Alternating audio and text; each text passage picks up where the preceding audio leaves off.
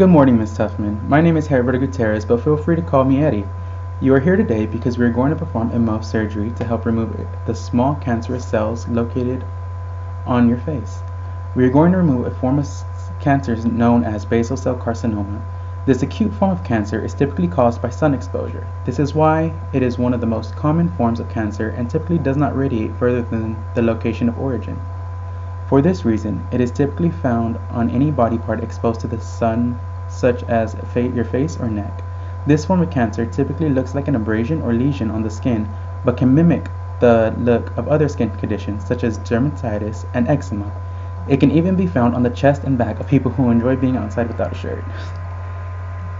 This procedure will be done by our own doctor of osteopathic medicine, Dr. Fungi. Dr. Fungi has been certified by the American College of Mohs Surgery.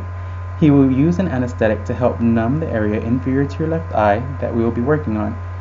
Using a scalpel, he will remove a thin layer of cancerous tissue. After removing the tissue, I will help bandage you back up and make sure you are comfortable while we wait the results.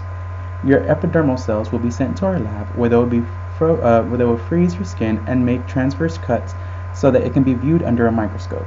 The technician will view every inch of the slide to view if cancerous cells are still visible. If cells are present in every slide, the doctor will repeat the procedure until there are no carcinoma cells viewed on the slide. Once we are cancer-free, we will stitch you up and give you instructions on how to tend to your stitching. The length of the procedure does vary. We may repeat the procedure until there are no cancerous cells visible on the slide. There are a few factors that can increase the time you will be here with us today, including the time it takes for the anesthetic to kick in, the amount of time it takes to create the slides, and the amount of time for the results to get back to us. For this reason, we prioritize the comfort of our patients above everything else. Thankfully, our lab personnel are pretty fast at getting the results back to us.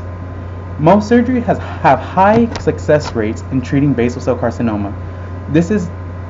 There is a possibility of leaving cicatrix or scars tissue behind after recovery. This is why it is extremely important that you follow the instructions given by our physician for wound care to help minimize the possibility and severity of those scars.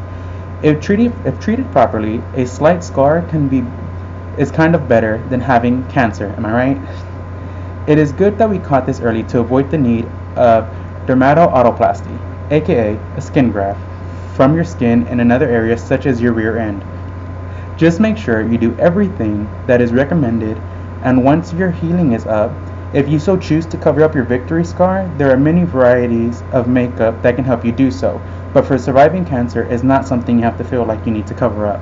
We will schedule a follow-up appointment for about 2 weeks after the surgery in order to remove the stitching, but if you have any questions or concerns beforehand, feel free to contact us or come in. Thank you.